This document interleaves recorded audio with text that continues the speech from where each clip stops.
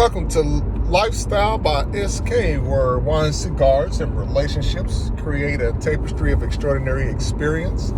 And today I wanted to do an extension of a video that I did as a short regarding the 3 basic things that every man should have before they start dating. And these 3 things, I would think that most people will probably agree with to some point, and we're going to start at the basic level. We're not going to get into the nitty-gritty details of the actual type, year, or model, but we're going to go on the surface level of it just to see how people are going to respond to that. And should we have a great response that will yield a longer discussion about it, then we can start getting into the nitty-gritty details, because I think sometimes we just jump right into the deep details and don't pay attention to the surface level items. But of course, we all know that when you're dating someone, it's going to take resources to date. And these are not things that I'm telling people to do. This is just an observation, just on a general level and using general knowledge. But when you are starting to date, the reason why I mentioned the 3 basic things that every man should have is these 3 things are going to be, the first thing being a residence. And a residence can mean that that man can have his own apartment, that man can have his own house, he can have a studio, whatever it may be, whether he's renting or owning, at least it is his, sign on the dotted line. The second thing is a vehicle. And the vehicle, of course, will be the mode of transportation, whether they have a 2023 Range Rover, a 98 Honda Civic, or a truck, or a car, or something that's getting them back and forth to work so that they can make ends meet. The third item is going to be a job.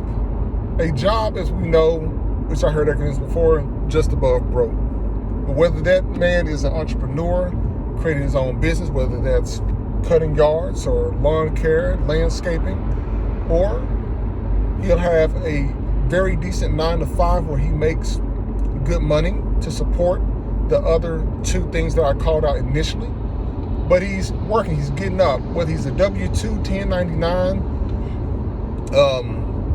employee or contractor, whatever, he's making money in order to supply the needs and things that he's doing in society. Now, with those 3 things, ladies, I mentioned those because we always hear about, okay, what are the ladies bringing to the table? And that discussion, that question seems to upset a lot of women out there. But, however, on the same token, it's understood that most of the guys, before they even get a chance to date a woman, is they have to have the exact type and model of the things that I mentioned above.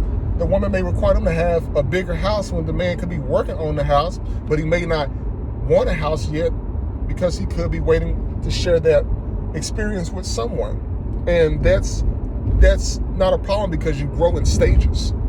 And so when you look at those ladies, at those 3 basic things, what conclusions do you draw from that?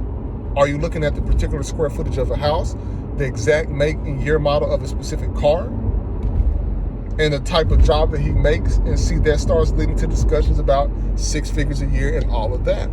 But if you see that that person is working and they're moving forward and they're doing all these things to grow themselves, then wouldn't you think that you would be able to grow together, to build a lifestyle together, to motivate each other in order to do better as you grow and move on through life? And just through that simple logic alone, it's understood that many couples will probably last a lot longer. There are different factors in there that this video would not be long enough to go into much detail about those.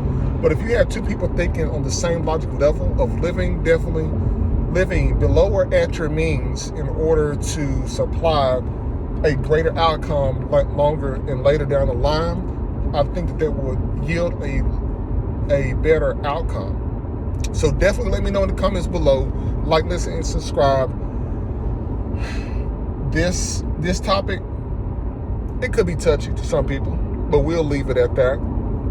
And once again, people, Lifestyle by SK, where wine, cigars, and relationships create a tapestry of extraordinary experience. You all have a wonderful rest of your day.